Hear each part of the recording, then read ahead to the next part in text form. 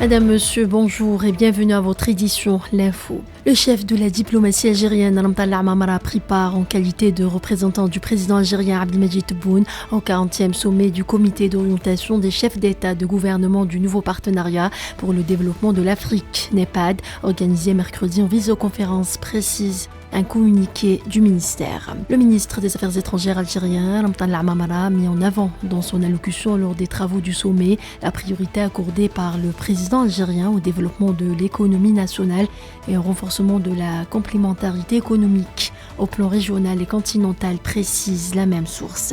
Selon le communiqué, les travaux de ce sommet ont porté sur l'évaluation du progrès réalisé en matière de concrétisation des projets de développement de l'agenda de l'Union africaine 2063, outre les priorités de l'actuelle étape, notamment les voies susceptibles de permettre aux pays africains de faire face aux défis économiques imposés par la crise qui marque les relations internationales sur fond du conflit en Ukraine.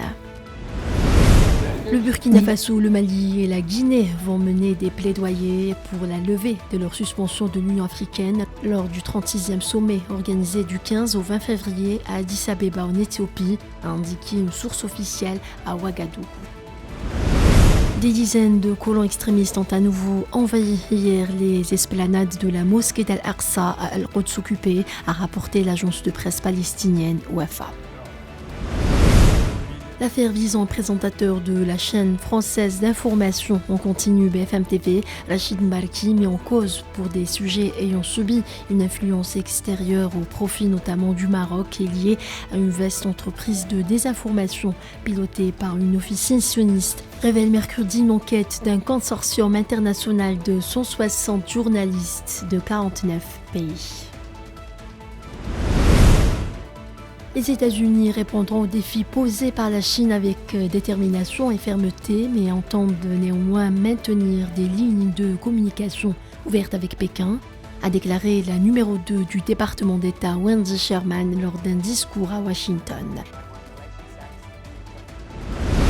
Des joueurs du club turc de Galatasaray vont faire don de leur salaire aux victimes du séisme qui a fait plus de 35 000 morts et des millions de personnes sans abri en Turquie, a annoncé hier le président du club.